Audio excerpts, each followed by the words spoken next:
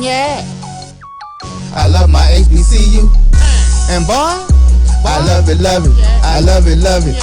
I love my HBCU. And man, I hope my team they won. Yeah. I hope my team they won. Yeah. Man. I hope my team they won. I hope my team they won. Yeah. I tune into the HBCU Sports Lab to see if my team won or lost. If they lost, I'm quiet as a mouse. But if they won, keep tab. I'ma do the dab, yeah. Dr. Cavil, he know what he be talking about. Mike and Charles, they know what they be talking about. They compress the analytic data with the hip hop. If you know them like I know them, they gon' tell you if your team, if they won or lost, and who the ball. So listen to Professor, yeah. This is Dr. Cavil with Inside the HBCU Sports Lab with Mike Washington and Charles Bishop. Gentlemen, how you doing? Doing well, Doc. Another weekend of great basketball action. Looking forward to all that's coming up as far as news and more basketball action this weekend. So it's been a good weekend. Mike, and yourself? Awesome week, Doc. Not only a lot of exciting basketball, but some news, some tidbits that, CB and myself are excited to get out on the wire. So great week. Well, looks like Omicron is starting to at least timber off a little bit. And hopefully it'll continue that trend. Hopefully we'll get to the place we can get back to normal, but ready to get back into some HBCU basketball and other spring sports. Yep. I no longer know what normal is. I'm just gonna be truthful about it. Move that aside. But great points, and it's good to hear both of y'all doing well. This is Dr. Cavil inside the HBCU Sports Lab with Mike Washington, Charles Bishop. As you know, I say welcome to episode 232 of Inside the HBCU Sports Lab radio show and podcast show that's covering the sporting HBCU all things HBCU sports for institutions large and small, from the NAIA to the NCAA. We share insights and information on the HBCU sports culture, HBCU athletic aesthetics to facilitate the story of HBCU athletic programs in the business of HBCU sports. I'm your host, Dr. Kenyatta Cavil, along with my co-host, Mike Washington, Charles Bishop.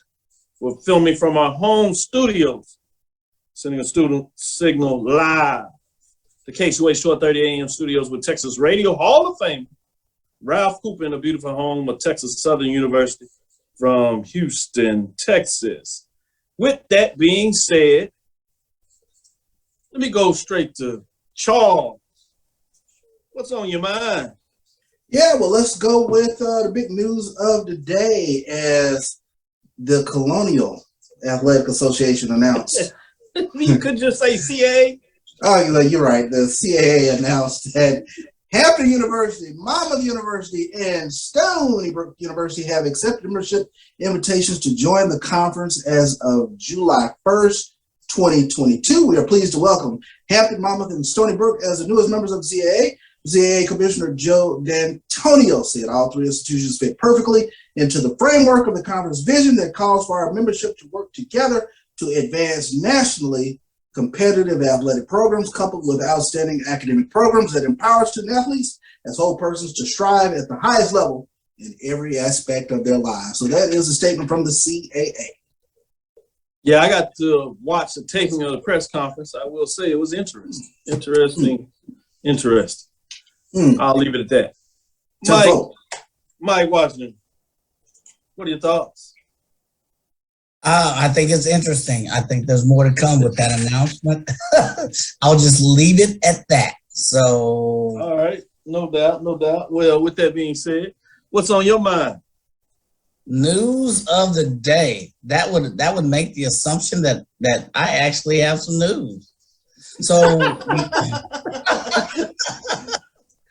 So you may have seen that Prairie View A&M, the band. There's lots of news, but let's talk about the band. A couple of band features here. The Prairie View A&M Marching Storm, to be featured in this network docuseries, aired last night on CW39. That's the Chicago-based station. So It ordered its second series. The CW has actually its second series against, or kind of chronicling, the HBCU experience. Network has a green light. So 8 episodes are centered around the Prairie View A&M University marching band, the Marching Storm.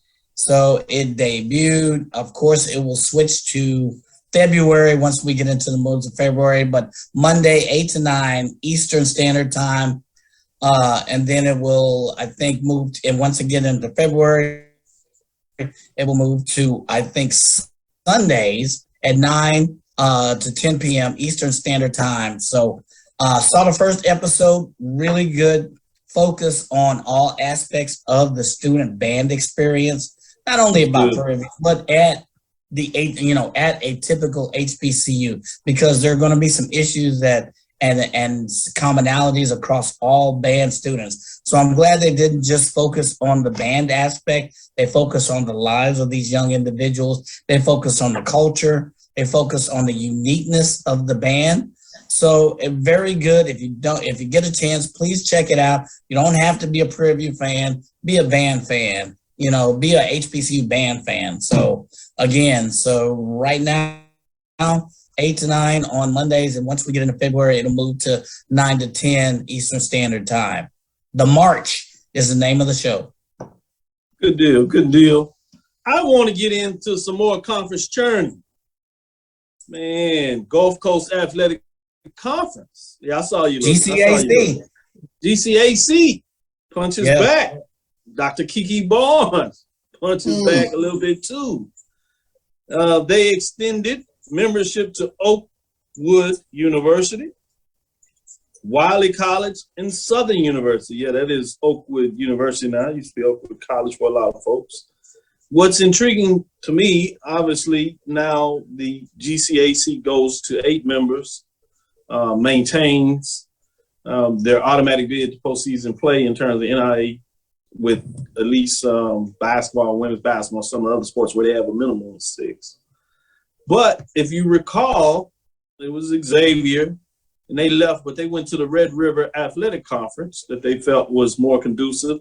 Obviously, the HBCUs that were in that conference are Houston-Tillotson, Jarvis Christian College. They're seeking to become Jarvis Christian University. That's Houston-Tillotson University. You have Paul Quinn College, right? You have Texas College. Mm-hmm. And you used to have Wiley College. Mm-hmm. Wiley College, as you heard from the announcement, has left the Red River Athletic Conference into the GCAC. So it's almost like Xavier University and Wiley College flipped. So I thought that was fascinating from that perspective. Obviously, Langston at one time used to be in the Red River Athletic Conference. And they left some time ago as they joined mostly other Oklahoma universities in the Sooner Athletic Conference. And so it's interesting when you talk about this churning and regionalization and things of that nature, that you have schools like North Carolina A&T, which is the largest HBCU, following the model that you see oftentimes at the NAIA level in terms of the regionality, in terms of smaller private HBCUs. So that's fascinating that you see that, but now you see a flip to some degree with Wiley College moving back. So I want to shout out to the Gulf Coast Athletic Conference, what is now a conference that includes all HBCUs and doesn't necessarily get the shout out that we often see with SWAC, MEAC, SIAC, CIAA, and they got a big one. When you do those kind of moves, that's big, big. Obviously, Southern University, New Orleans is big to hear them in terms of the conference, because as you remember, there was some struggle as they dropped sports. Now they brought the sports back, and now they've joined or rejoined, if you would, Gulf Coast Athletic Conference. And Oakwood University, that had dipped down to Division II for some while,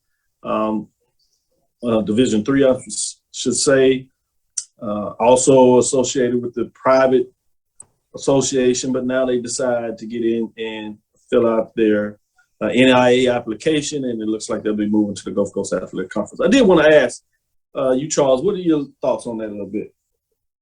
Well, they get their presence back in the state of Texas with Wiley.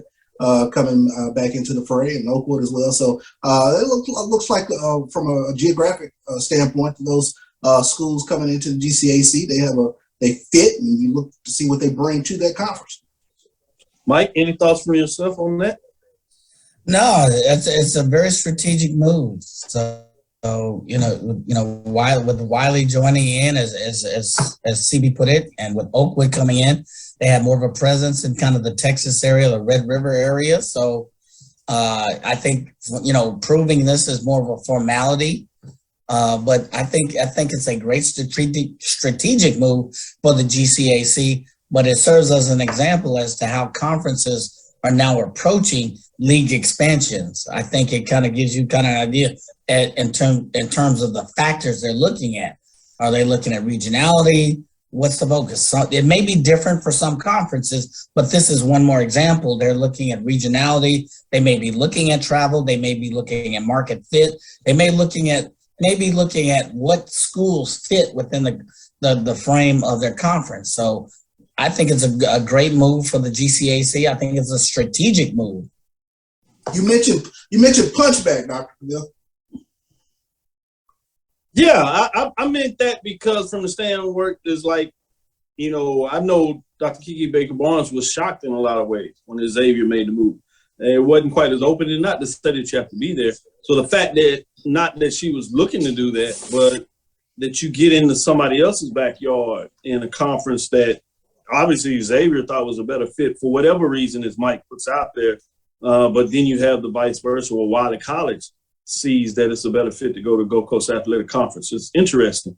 One of the backstories I tell the people to always think about that, yes, a lot of this is important about some of the factors that Mike talks about, and certainly what I bring to the table when you look at conference expansion in terms of regionality, if that's what you're looking at. Cultural fit is another one, obviously. Academics is a fit. But oftentimes it boils down to the president and the board, more so the president. Because oftentimes if there's a good relationship with the board essentially ratifies what direction the president wants to make for their or her or his strategic plan in terms of where the university is going.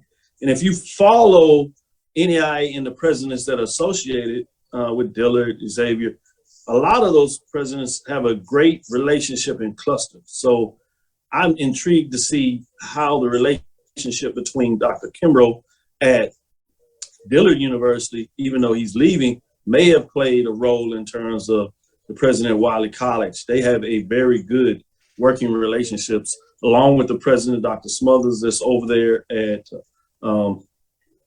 Arkansas Baptist, in Arkansas up there. So it's fascinating when you start thinking about those relationships, what are they looking like? So I'm very intrigued about how that moves forward in some of those case studies when you look and see what's going on. And I meant Philando Smith is what I was referenced when I was talking about Arkansas. So with that being said, I'm going to jump back to you, Charles. Any other news that you wanted to share out there?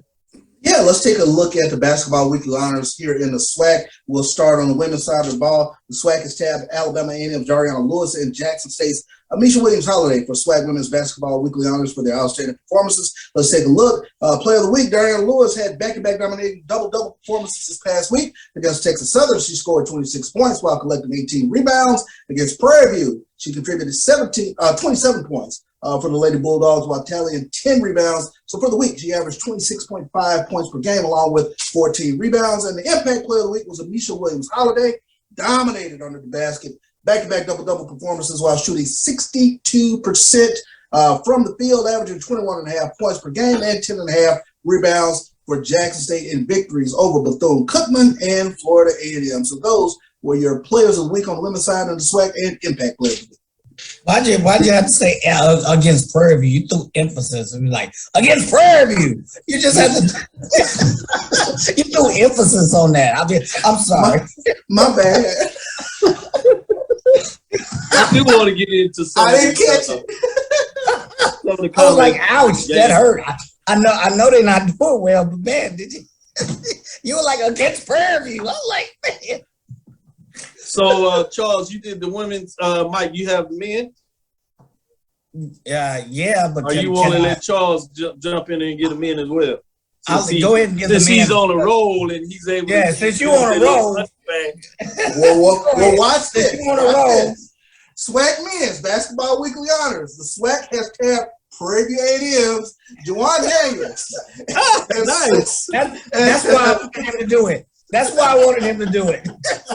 And Southern Terrell Williams Jr. for SWAC Men's Basketball Weekly Honors for their outstanding performances this past week. Let's take a look at the play of the week. Juwan Daniels, he helped lead Prairie View past Alabama A&M with a game-high 30 points Monday as Prairie View won the contest in spectacular fashion, 72-48. He also had a key double-double contributor for Prairie View versus Alabama State tally at 10 points and 6 rebounds. For the week, averaged 20 points to go along with 6.5 rebounds. And the in-play player of the week, Terrell Williams Jr., 17.5 points per game over the past two contests as Southern with wins over UAPB and Mississippi Valley. Get this, he was 14-17 from the field over that two-game span while helping the Jags remain in first place in the conference standing. So shout out to those two guys for play of the week and impact play of the week. The Southern Jaguars, they're playing some basketball right now.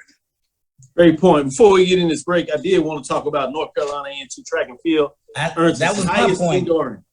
That's what you wanted to say out there? Yeah, that's what I wanted to bring out some track and field. Go ahead. I'm talking about spring sports here, but it's not just about basketball. The United States Track and Field Cross Country Association released its first national poll of the season for men's and women's NCAA division track and field on Monday. The North Carolina A&T men's indoor team debuted by earning its second highest ranking ever as the fourth ranked team in the nation. And I saw this in some of the chats. So the indoor men debuted last season at number 2. The women debuted the poll ranked number 33. On the men's side, the University of Texas is the top ranked team, followed by Kentucky, Texas Tech, and North Carolina A&T, and Northern Arizona. A&T secured its fourth ranking by having 5 top rankings, led by Junior Randolph Jr.'s top ranking in the 400 meters. Ross Jr. ran the fastest time globally on January 14th at the University of Clemson. So, I mean, He's talented. I can just stop right there. I can just stop right there. That's amazing. Now you said this is actually their highest ranking, getting up to 4th ranked team in the nation. That is incredible and amazing. With that being said, let me give a shout out before we go to this break and get into the second quarter.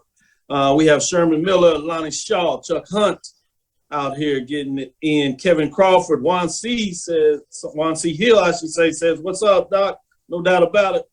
Willie Alex Hines in the building. Who else we got in here?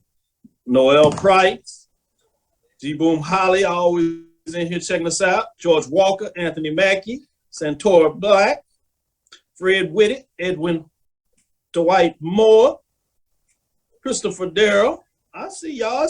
We're in here deep. Karen Griffin, as always. Appreciate it. Matt Bradford. I see you in there, Matt. Eric Evans. The lab is on fire tonight. Appreciate it. Let's get into this break, and we'll bring right back so we can dig into some of this basketball play. Man, it was an incredible weekend.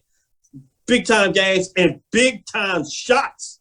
Multiple shots that go down to the buzzer on Saturday. Man, it was incredible. If you were in the building at any of those places, let's get into it. We'll take this break, and we'll be right back into our second quarter.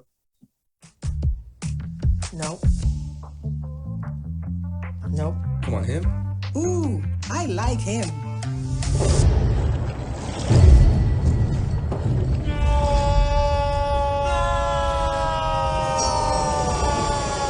Quick, the quicker picker-upper. Bounty picks up messes quicker, and each sheet is 2 times more absorbent, so you can use less.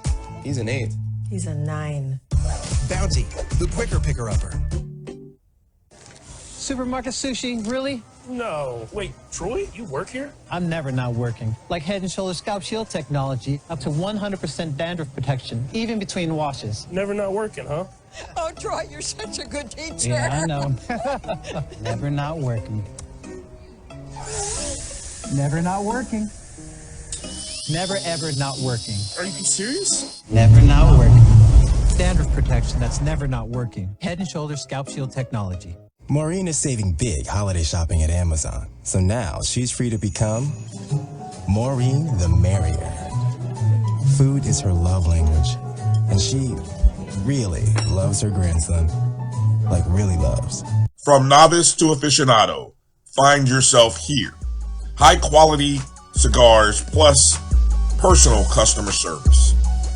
Slow Burn is Waco's only mobile cigar lounge, featuring a meticulous, curated collection of premium cigars. Visit our website, www.slowburnwaco.com. That's www.slowburnwaco.com. Are you hungry for authentic Caribbean food? Like jerk chicken, oxtail, red snapper, shrimp, tofu, and rasta pasta? Well, find your way over to Mango's Caribbean Restaurant, 180 Auburn Avenue, right next to Royal Peacock in downtown Atlanta. Them belly full, but we hungry. Mango's Caribbean Restaurant, open daily from 11 a.m. to 10 p.m. And on Friday and Saturday, we're open till 4 a.m. Come to Mango's and put some spice in your life. Oh, we've got a good thing going. Mango's Caribbean Restaurant, 180 Auburn Avenue, right next to Royal Peacock in downtown Atlanta. For more info or directions, call 404-698-3992 or log on to mangoscaribbeanrestaurant.com. For instant coupons, text MANGOS to 313131. Tell your mama hungry, papa hungry, brother hungry. Mango's Caribbean Restaurant, authentic Caribbean cuisines. Press the analytic data with the hip hop. If you know them like I know them, they gon' tell you if your team, if they wanna loud and who the ball. So listen to Professor, yes sir, and pay attention as he gon' teach a lesson. With Inside the HBCU Sports Lab with Mike Watson, Charles Bishop. Let's get into some of the basketball. We're gonna start with the Division I, and we're gonna start with the women's. Shiver is not dead. Let's go to the Big South. And we're going to talk both a little bit about North Carolina A&T Aggies, the Lady Aggies, as they're in action tonight. And we're going to also talk about Hampton in terms of what's going on over there in the play over there. When you look at what took place in terms of Saturday, man, Aggies on a 2-game win streak. Got it done over Winthrop and really beat them up pretty good there, 87-64. So after starting out slow in the conference, Jamani Ingram, for example, put up 18 points in terms of Winthrop, but it was Sharika McNeil that put up 26 points, giving them the business, going 10-19 to help the Aggies get it done in that matchup. So as I said, they have a 2-game win streak, but they improved to 2-3 in the conference, sitting in the middle of it, if not towards the bottom, but playing basketball pretty good of late. Got a chance to really make a statement tonight. We'll see what that looks like, as they are 5-10 overall. Hampton is a little better at 2-2, but they on a 2-game losing streak. So they're struggling a little bit there, which included on Saturday a loss to High Point, which was 71-45. Taking care of business, obviously. Madison, Buford was 4-14 for just 13 points to let you know how they kind of struggled in those kind of matchups. And then you got the fact that you have some of these COVID matches, so they're playing a lot of games. Then they come back on Monday in terms of what happened earlier yesterday as they lose to Camel, 69-51. So struggling a little bit after starting off 2-0. They fall 2 straight, 2-2. Let me go to you, Charles, first, and just what are your thoughts on Aggies, Hampton, in terms of what they're getting done on the women's side in the Big South? Yeah, big game for the Lady Aggies Saturday. You talk about Shannon Scott coming off the bench, 18 points and 14 rebounds. Nice double-double. Hampton is the head scratcher for me. They could not find the rim for nothing over the past couple of games. When you talk about only scoring 45 points against High Point, a team that was only 3-2 in the Big South, and then they weren't in the game against Camel either. So tough stretch that for the Lady Pirates over the past weekend. Yeah, Lady Pirates are 5-2 at home, but they're struggling at just 1-6 on the road. 6-8 overall, so they're in the mix in terms of being able to do it. But they're in the middle of it. They're in the 6th spot right now, 2 ahead of A&T, but obviously behind 5 teams. Mike, what are your thoughts in terms of Hampton and A&T what they're getting done in the Big South on the women's side. Well, if you look at it offensively, North Carolina A&T is scoring about 65 points a game. The leading team in the league, I think, in terms of scoring, I think is Longwood. They're scoring 68. Hampton is scoring 57, but they're allowing their opponents to score 60, 61. So there's a defensive problem there. The also problem with Hampton, is stated they've lost 2. They have, really only a couple scores. Nyla Young, who's averaging 14 points a game, and I believe Madison Buford, who's playing really well.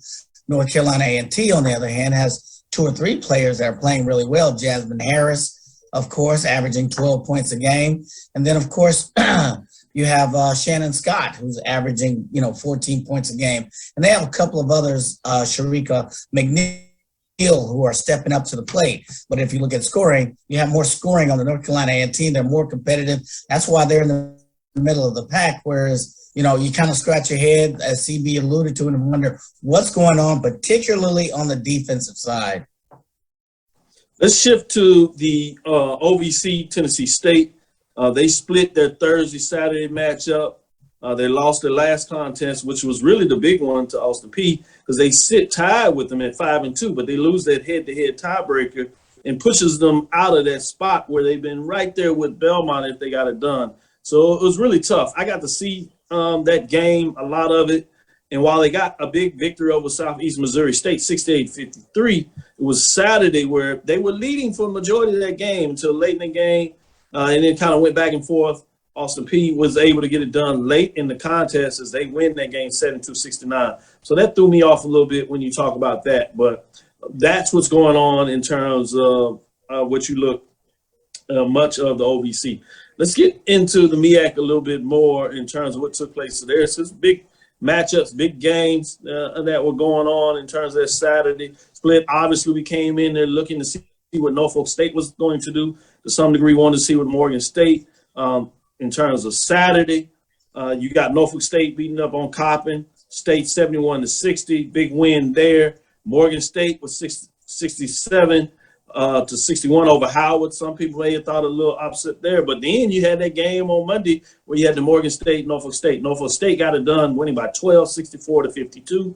So when you look at the standings in terms of what's going on in the MEAC, you have Norfolk State sitting at 3-0, 7-7. That probably doesn't surprise many people. But South Carolina State sitting at 3-0 in the conference, 3-14 overall. So there are 3 games that they won in the conference, and they're sitting tied with Norfolk State. So credit to South Carolina State as they are getting it done in conference. They had a big win over Maryland Eastern Shore. That was on the road, 54-50. And then on Monday, they follow it up with a victory over Delaware State, 53-48. So those teams that are struggling, they found a way to get it done against them. So it puts them at 3-0. So fascinating to see what's going on there. Let me start with you, Mike. Any thoughts in terms of the MEAC race, looking at the women there? I think Maryland Eastern Shore is a surprise to me.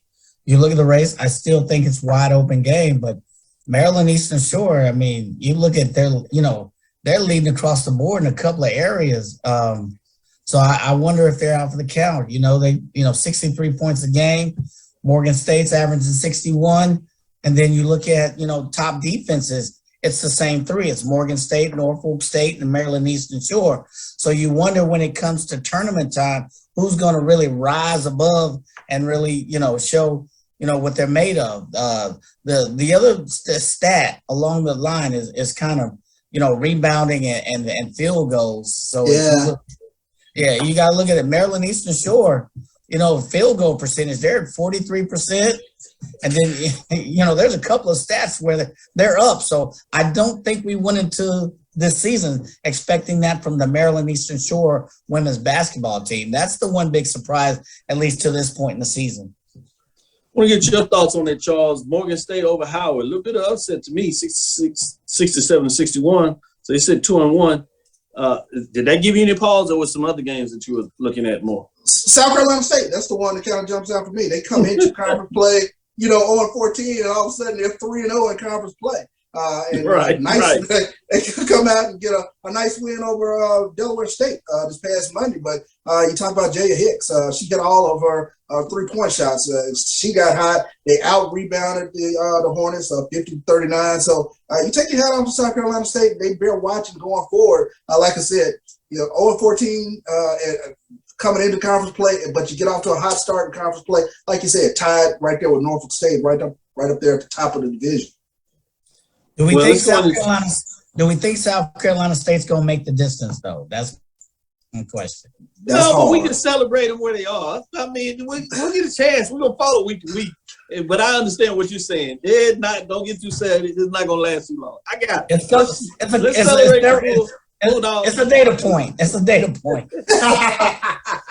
Let's go over here to the SWAC before we get into the men and get into this break. But I did want to make sure that Jackson State, I'm just amazed. I know it's becoming apparent. It's just what they do, but still, they take on Bethune-Cookman and say, okay, get it done, 82-49. Monday, you get those Monday concerns, as Charles likes to talk about on the road. They go in the FAMU. It's like, all right, a little bit of rival here, at least in football, certainly not on women's basketball, because it's 90-34. Let me say that again, 90-34.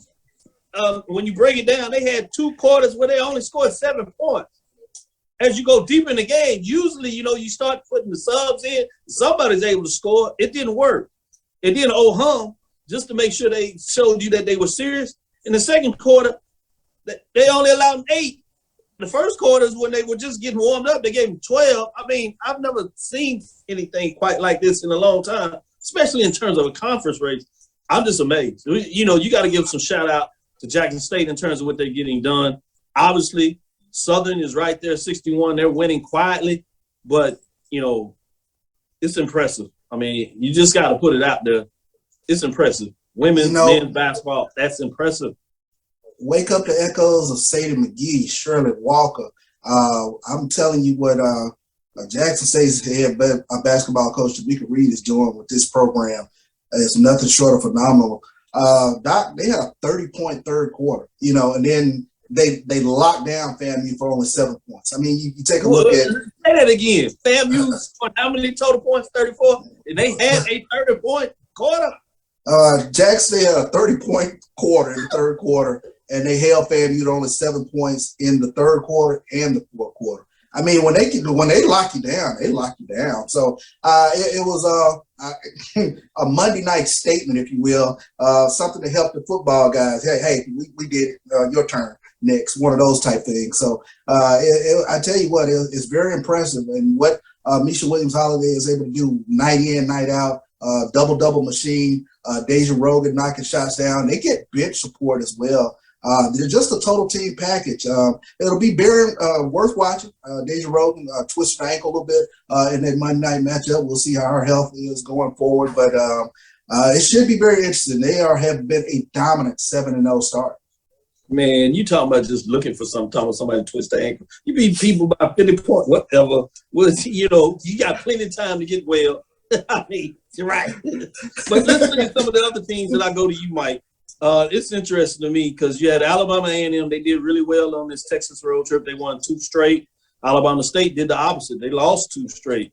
Grambling quietly has won 3 straight games. Pine Bluff, as we thought they righted the ship, they've lost 2. So PV split, including their loss to Alabama A&M in all these close games, and Texas Southern split. So look what you have after you get past Jackson State and Southern. You have Alabama State, Alabama A&M, and Grambling is 4-3.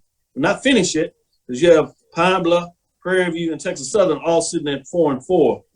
So it's a glut in terms of the middle of the road there. And obviously at the bottom you have 1-4 Alcorn. Actually 1-5 is they forfeited that game. 1-6 Bethune-Cookman, and 1-7, if you would, Valley. So struggling noticeably difference, and even FAMU sitting at 3-4 right there, even though they got beat, they're least in there to some degree. What are you saying about the SWAC in terms of women, Mike? Well, again, there's parity. I want to see that January 31st matchup between Southern and Jackson State. It's gonna be good. That should be a good one. Where is that game? That's in Jackson. That's in Jackson. Yeah, So- try to sell me on it. Mike. Go ahead. I mean, yeah. What Jackson State is doing is, man, I think this last game they had 35 points coming off the bench, bench. 55 of their points coming in the paint. They had 5, not 1, not 2, not 3, not 4, but 5 players in double figures. There has been no team, probably except Southern in a few games, that has done that. Have that many players in double figure. That shows depth. That'll be important going into it. So there is Jackson State. Especially when Charles want to talk about somebody turning an ankle. Yeah. So there's Jackson State. There's Southern, you may be good, and then there's the rest of the field. Right. Yeah. So I mean. Yeah, I know he gonna sell me on this rivalry. I believe in the rivalry, but Coach gonna have these women focused. I don't want to hear all that. Yes, she will. Yeah. She will. I give you that. That's gonna be a good one. Yeah, it's Coach gonna be good, but it's Coach- entertaining. If they can Coach keep it Reed close will for a have- half, Yeah. I'm in it. But I don't buy it right now. I think we need to start recognizing what Jackson State is doing in terms of this particular year, this part of history is something that we need to recognize. We're over on it, but great comments. So I wanted to get it in, particularly for the women. They need more shine, so that's why I wanted to make sure we put that focus. This is Dr. Cavil inside the HBCU Sports Lab. Let's get into the third quarter. We'll talk about the men after this quick break. For 200 years, Montgomery, Alabama has been making history by people who had the courage to stand up for change. Today, this riverfront city has been reborn, embracing the past and looking forward to the future. From the National Memorial for Peace and Justice to the stage of the Alabama Shakespeare Festival, this is where history was and is made. We are proud to call Montgomery home, and together, we can be the change. Charmin Ultra Soft has so much cushiony softness, it's hard for your family to remember. They can use less. Sweet pillows of softness. This is soft. Holy Charmin. Oh, excuse me. Roll it back, everybody. Sorry. Charmin Ultra Soft is so cushiony soft, you'll want more. But it's so absorbent, you can use less. So it's always worth it. Now, what did we learn about using less? You gotta roll it back, everybody. We all go. Why not enjoy the go with Charmin? From novice to aficionado, find yourself here. High quality cigars plus personal customer service with Slow Burn. Visit our website, www.slowburnwaco.com. Slow Burn is Waco's only mobile cigar lounge featuring a meticulous curated collection of premium cigars. It's more than a mobile lounge. It's an environment and an experience rich in history, luxury, and personality. An elegant extension of any celebration occasion. It's the perfect escape and meeting place, a space where you can relax or enjoy a shared passion. Have Slow Burn plan your next big event, or before you are planning to celebrate your win over your athletic rival, you can shop our collections at www.slowburnwaco.com. But if they want, keep tab. I'ma do the dab, yeah. Press the analytic data with your hip hop. If you know them like I know them, they gon' tell you if your team, if they wanna loud left, and who the ball. So listen to Professor, yes sir, and pay attention.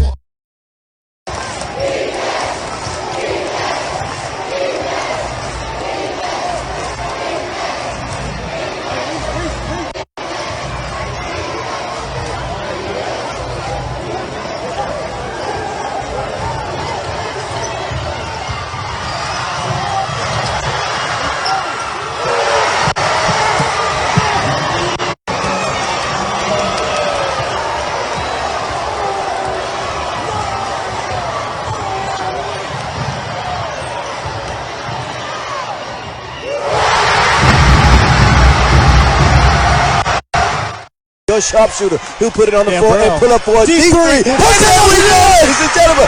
Get Brown. Say it with your chest, Dan Brown. Your sharpshooter. He'll put it on the floor and pull up for a deep three. What's that we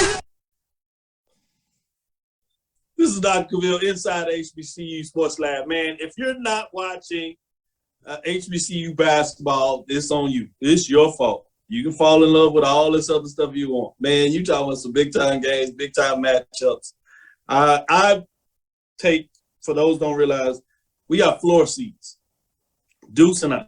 That's my son, 7 years old. So he's spoiled. He sits in the suite also for both Texas Southern games, courtesy of the VP of Collegiate Athletics, Kevin Granger. And then at Prairie View, he has a suite there too. And he thinks he owns it. He understands hashtag suite life. You can ask Mike. He will tell Mike that's his chair, that's his space. He got a space outside, COVID, everything. So he's in the air.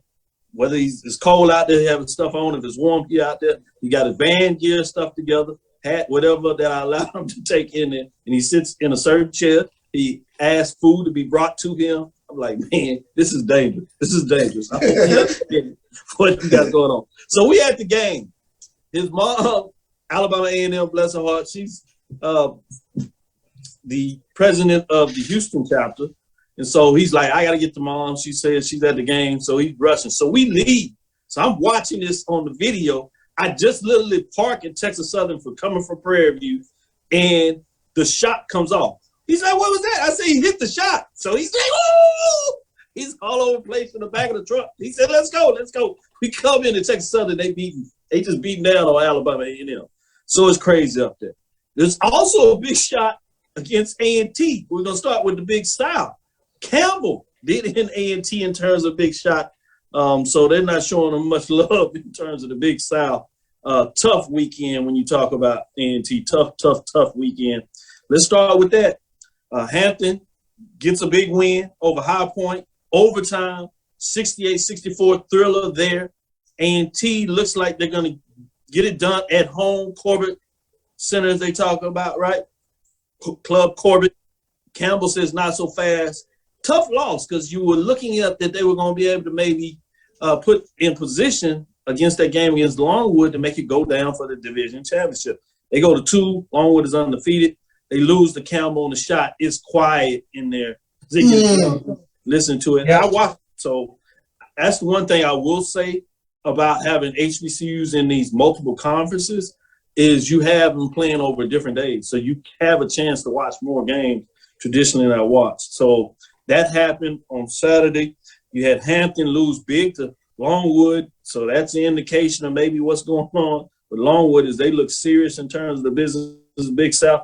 Hampton dropped 73-49. So Hampton is struggling quite a bit in many different ways, as you talk about. So in the standings, you have North Carolina A&T at 4-2, in conference race behind Longwood, which is 4-0, and Hampton is at the bottom, sitting at 1-4. A&T is at 9-11 overall, while Hampton is just 5-11. Starting with you, Mike, general thoughts on the Big South, big-time games, buzzer, not beater, since we're looking at North Carolina A&T, the HBCU to lose at home, heartbreak hotel. Yeah, it's kind of a heartbreaker because Longwood is a top team. I think they're 10-1 overall right at home, but 3-4 on the road. You had a chance to maybe beat them on the road. They're 5-0 in the Big South, so this was a chance. I didn't see the shot, but I looked at kind of the prologue, the last 4 or 5 minutes. Clean. It was clean, Mike. It was clean. Yeah, I didn't see the shot, but man, A&T had they had a shot, but unfortunately, no, they didn't. So Hampton, no, they didn't. No, they didn't. So Hampton, 1-4. I don't know what to think of them because.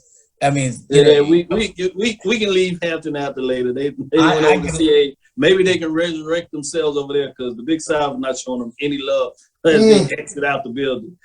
Charles, what are your thoughts in terms of the Big South? Yeah, 29-game home win streak up in smoke. So wow, you just got to take your hats off to them. Those buzzer beaters in college basketball they are what they are. They rip your heart out. But kudos to Campbell going into a hostile environment and getting a W. 29. That's nothing to sneeze at. A&T, they're going to have to work on building that back up again. But for one night, that mystique was broken. Yep. Yeah, great point as you make there in terms of that. Let's go into OVC Tennessee State. Just staying at that 500. They lost to Southeast Missouri State 85-63. This is after they had beat them early, but they get trounced in this rematch, if you would. But then they get a big victory over Austin Peay. A close one, 65-61. So they get it done in terms of what's going on there. So then they lose to Moorhead on Monday. Makeup game, if you would, because they traditionally, again, play that Thursday, Saturday slot. So that's a lot of tired legs, and Moorhead State is playing pretty solid. They lose at 67-54. So you look at Tennessee State, they sit at 3-5, 8-12 overall, just can't shake it and put a couple of games together in a row in terms of what's going on there. So let's get into the MEAC a little more in terms of what was some big matchups. I was excited going into these matchups in terms of what we were going to see in the MEAC. Norfolk is who we thought they were, if you allow me to use it, Frankie. Yeah. They get it done. Solid contest. Good games, though, but they win at home. Norfolk State on Saturday over Coppin State, 84-77. Quietly, North Carolina Central is winning. 73-49 over Delaware State. Big, solid wins. South Carolina State back winning again over Maryland Eastern Shore, 69-60. Then you had a big one, Howard and Morgan State, 91-82. Talk a little bit about Howard as they give up a 26-point deficit and allow Coppin State to get it done at the end, winning 83-81. Another heartbreak, especially when you're up like that and you see it coming down and just like nothing you can do. You just need one play here and there, and don't worry about how many points you up. You find a way and get the W, you're fine. North Carolina Central, as I told you, they continue to win, 75-63 over Maryland Eastern Shore. South Carolina State got it done over Delaware State, 64-62. But the big one was Norfolk State beating up a Morgan State, 82-62. It was closer for most of the game, but you could tell the legs got tired for the Bears. They were out a couple of players for COVID, and so tough loss there. But you got to give credit to Norfolk. They just found a way to get it done. So, Charles, what are your thoughts in terms of these MEAC matchups on the men's side? The one that stuck out for me was Coppin State and Howard. Coppin State fighting back and getting that win. Howard, they've shown me what I thought to be a pretty good team. But you talk about this stat line, Doc.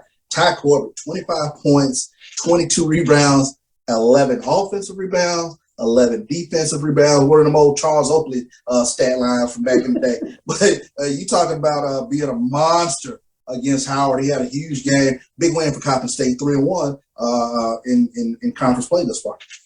Yeah, so Mike, Norfolk State sitting at 5-0. Got a little cushion there. They're 7-0 at home, so it's a tough place. If you're going to get them, you better get them at your place. They're 14-4 overall, which is solid. You just don't see those kind of records this early in the season in Division I basketball. They've won 5 straight, but you have North Carolina Central sitting at 2-0. They won 2 straight games at 8-9, 4-0 at home themselves. So I'm interested in that matchup. Coppin State is quietly at 3-1, 4-15 overall as they won a game. But then we said keep your eyes on South Carolina State. Very intriguing team. It started out 0-2. They won 2 straight, so they're sitting at 6-2, 10-10 overall. So intriguing to see what's going on there. One that you want to keep your eyes on Howard. They're playing really good. They're sitting at 1-2. They lost those close matchups. Mm-hmm. Those, to me, a team that you want to be careful from because they're talented and their record is not showing it in terms of conference play. But you go in there and you're not taking them well, they might beat you up. What are your thoughts on that, Mike? Well, let me start backwards. You said South Carolina State. They are playing good, but they have key losses to Morgan State and Coppin State. Yeah. Convincing losses. So I take them with a grain of salt. It's Norfolk State right now and everybody else. Howard, you mentioned itself, close losses, but it's still Norfolk State. 7-0 at home. You might have a chance if they're on the road. They're leading in at least 4 or 5 of the top statistics, at least year to date. So it's Norfolk State, maybe North Carolina Central, and then everybody else has a puncher's chance. Howard, I need to see a little bit more. Yeah, I think you get a point. I tried to set it up and maybe get some love out there, but I think you're right when you just talk about when you really break it down and look at it. It's Norfolk State. Do they stub their toe? I still want to see that North Carolina Central and Norfolk State matchup. You know, these are teams that are perennial winners, and they don't like each other, so they're going to fight hard at each other. And the more games you see Central play, I think the better they're going to come together. Obviously, you got to remember they had the big layoff, so it's kind of hard to see exactly where they are. And you're right, they're getting it done against teams at the bottom, but that doesn't mean that they can't get better. So I'm fascinated to see what that. Let's jump over here to the SWAC and really look in terms of what's going on here. When you talk about these matchups, look at some of the scores here to give you some indication what's going on the men's side before you get into records. FAMU over Alcorn State 70-68. At that time, Auburn had lost 2 straight. You had Grambling over Valley 68-64. Bethune-Cookman over Jackson 55-50. Prairie View over Alabama State 70-67. Again, that was a buzzer beater, just like the FAMU over Alcorn was a buzzer beater. You have Southern over Arkansas Pine Bluff 99-51. Southern is putting up a lot of points. Yeah, Texas Southern is getting done against Alabama A&M 78-44. Then on Monday, you know, you have your flip. You have FAMU defeating Jackson State 67-64. Quietly, FAMU is winning some ball games. You had Alcorn State get right the ship. Close one, though, against Bethune-Cookman as they win it 70-67 to hold on to get it done there. Texas Southern got a big fighting matchup against Alabama State. They're playing a lot of basketball. They lost 2 in Texas, but both of those matchups were really close, 73-67. Southern outdoes themselves. They put up 99 on Saturday. They said, why not? Let's go for 100. They get it done against Saturday, 172. Prairie View beats up on Alabama A&M 70-48. It wasn't that close. At one time in that game was 44-14. I don't know what's going on with Alabama A&M. They were playing better early, but they lost their way. Grambling over Arkansas Pine Bluff 76-65. That's the matchup. Sticking with you, Mike, what are your thoughts in terms of what's going on in the SWAC? Don't look now, but there's like 3 teams that are 5-2 or 5-3. And then there's like another bunch that are, you know, either 4-4 or 3-4. What's that tell you? Parity in the league, at least on the men's side for the SWAC. You know, the Southern is for real. You know, I think that they have they've won 4 out of their last 5. Their only loss was a snap up to Grambling in Grambling. And so, you know, Southern is coming to play. You know, they're leading the SWAC in all these statistics. But, you know, Prairie View's moved up in the middle of the conference now. You know, Texas Southern's coming to play. You know, Grambling's coming to play, and they can beat a team on any given night. So there's parity in the league right now. Southern has the ups. You know, Grambling has, three wins against Pine Bluff, Southern, and Mississippi Valley. I'll throw the Valley out because, you know, Valley, we talking about that. Valley's 1 in a million right now in the SWAC. So we'll throw that one out. But you look at what Grambling's done. You know, you got to watch out there. There's 4 or 5 teams that could really come up and snatch this thing once you get to the conference. What I'm looking for is bench strength, overall bench, and who can survive these COVID postponements. You know, it's kind of like a game of attrition, but also competition on any given night. Those are the 2 data points I'm looking at as we go through the season. To your point, obviously, Prairie View on the men's side is the only one that had to deal with the COVID forfeit. They did those first 2 games. One of them was against Southern, and the other one was against top-ranked Alcorn State playing basketball. So it's not like they couldn't have won those games, but it's interesting. But speaking of a team, they have won 3 straight. They do have that loss to Valley when you talk about Valley with the win. They have that loss. Coach Smith wasn't coaching in the game, so Prairie View is going to be just intriguing to me. Just watch what they're going on. But talking about Grambling, they've won 3 straight, sitting at 5-2, one of those teams you mentioned. Along with Alcorn sitting at 5-2. They did rebound, get the win, but they had lost 2 straight. So it's fascinating there. And, by the way, FAMU, one of the teams that did beat Jackson, they won 5 straight. After losing the first 2, they sitting at 5-2. So, Charles, you pointed your finger. What are your thoughts? Yeah, the Fighting LeBrons. They won 5 in a row. You talk about MJ Randolph and Keith Littles. They're getting it done over there for FAMU. MJ Randolph. Yeah, he's one of the leading scorer, I believe, in the SWAC. But tough weekend for the Alabama schools. You take a look at Alabama A&M. Very much expecting more from them, and out of the Texas two-step. The rim was a mystery this weekend for Alabama A&M. Alabama State, tough loss at Prairie View on Saturday night, and then even tougher loss. They never could quite get into it against Texas Southern. They kept nipping at the heels, but never could get over the hump. And, emotions kind of boiled over a little bit for Alabama State Saturday night.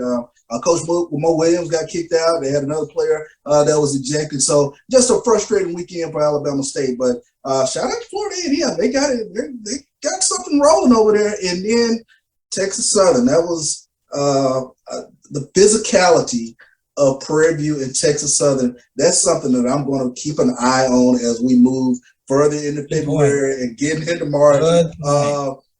Bryson Gresham, he's only going to get better. 11.16 rebounds with Alabama State, but he's a rebounding machine, and they're physical. They're physical, buddy. So it's going to be interesting watching both of those Texas teams moving forward because we know they kick it into another gear once we get into mid to late February. I love the points you're making. Thursday, we'll get into fact to basically talk about closing out the first half of the season. Can you believe it? Yes, you'll have 9 games in after Monday when we come back and talk to you on that following Tuesday. But we'll get a chance on this Thursday to go in and talk about some of these key matchups, which are going to be fascinating because you have some rivalry games with Texas Southern and Prairie View down there on the hill, and then you have the Alcorn Southern game. So that's going to be fascinating. Somebody is going to get another loss, so it's going to get a chance to really either bungle back up or Southern gets a chance to maybe make a statement and say, yeah, y'all keep focused on everybody else, but we're doing what we're doing, and we're going to close out this first half of the season. Better get a hand on Jaden Sadler. You better get a hand on Jaden Sadler.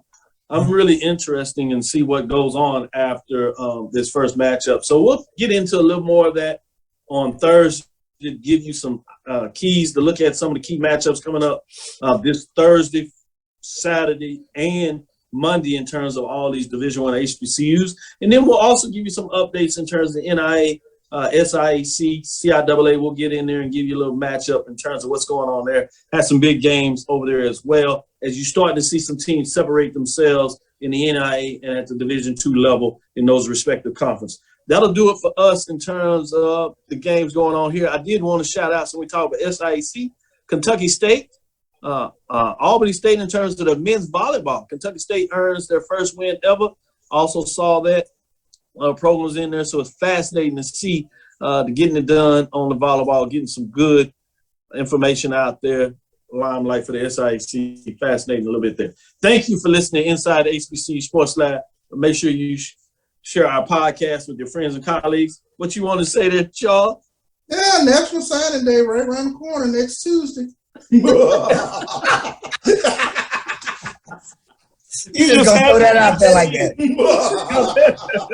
You just gonna throw that out there like that, right? We got 2 shows before that comes out, but yeah, have everybody look for it, see what that looks like. Whoa! I am Dr. Kenyatta Cavil, the dean of HBCU Sports, coming from inside the lab in College of HBCU Sports. He gonna throw that a little out there. Yeah, with Mike Watson. He know what he's doing. To all the lab listeners, I see y'all getting in there and getting a shout out. Keep it going. Appreciate you joining us. Again, we want to thank you for listening to Dr. Cavill's Inside the HBCU Sports Lab with Mike Watson, Charles Bishop, every Tuesday and Thursday right here at 6. So come back. We'll be in Thursday. We'll talk about those key matchups as we close out the first half of the SWAC. We'll get into the MEAC as well as Big South and OVC in terms of Hampton, North Carolina A&T, and Tennessee State. Follow me, Dr. Kenyatta Cavil, Twitter, Facebook, and Instagram. That's DrKenyattaCavil. That's DrKenyattaCavil. We look forward to you continue to check us out. Inside the HBCU Sports Lab 1, that is on Twitter, Facebook, and YouTube. Inside the HBCU Sports Lab. Dream big, continue to move forward. We will talk with you soon. Charles. Of course. Mike. Lecture. Dismiss.